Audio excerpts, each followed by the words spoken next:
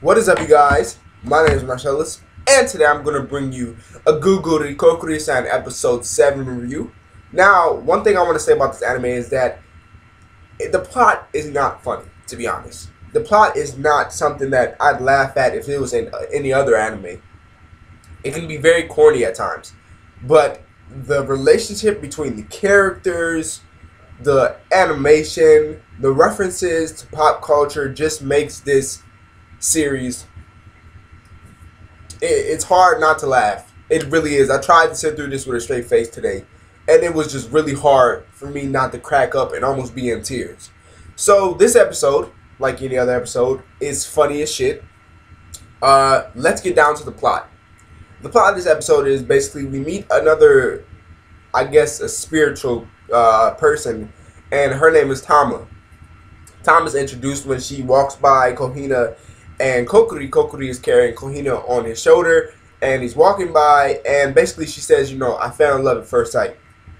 So from what we get is we think that Tama is in love with Kokkuri, but what in reality she's in love with is Kohina. She believes Kohina is a doll, and Kohina goes along with, you know, saying I'm a doll, and they have an argument basically about, like, you know, she's not a doll, she's a fucking human, dude.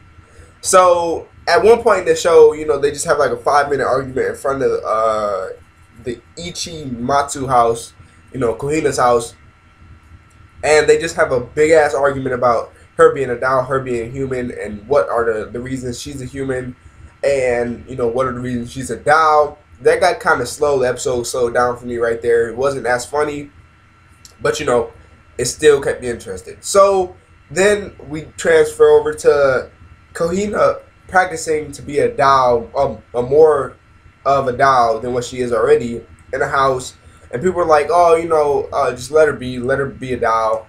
And so they come back later on, tell her that cup noodles are done, and they see a grudge-like creature. You know, the dolls that Tama was carrying around were creepy as shit. They were like dolls that you would see off The Grudge. They had really long hair, their hair would go, their eyes were blacked out. So that's what Tama replaced Kohina with, and nobody seemed to notice until Kokkuri walked in the room and was like, that's not Kohina, that doesn't look like her for one. And then everybody else is like, yeah, she smells different, yeah, she has a different, you know, she's not reacting to cup noodles. And Kokkuri was like, no, that doesn't look like her. So it was just enjoyable to watch that. Then we see what Tama does with Kohina. Kohina is basically taken back to the cafe that Tama runs, and she's like, I don't know why people don't come in here. And then it pans out, in the interior decor of the whole cafe is just what? It's just like it seems like one of those Japanese horror movie kind of settings where the dolls are just hanging from the ceiling, the dolls are laughing, they're sitting up. It's like a Japanese version of Annabelle. So you know, basically she keeps Kohina intrigued and staying with rare cup noodles, you know, limited edition cup noodles. And then basically, you know, Kokkuri, the old man pervert, and the dog spirit basically go charge in with the fake Kohina, and they want to see how, like, they can get in. There's a barrier around the cafe, so they're attacking it with all their strength, shooting at it, shooting mystical energy. I don't know what the fuck Kokkuri was doing, and the old man pervert is just throwing fucking hats at it.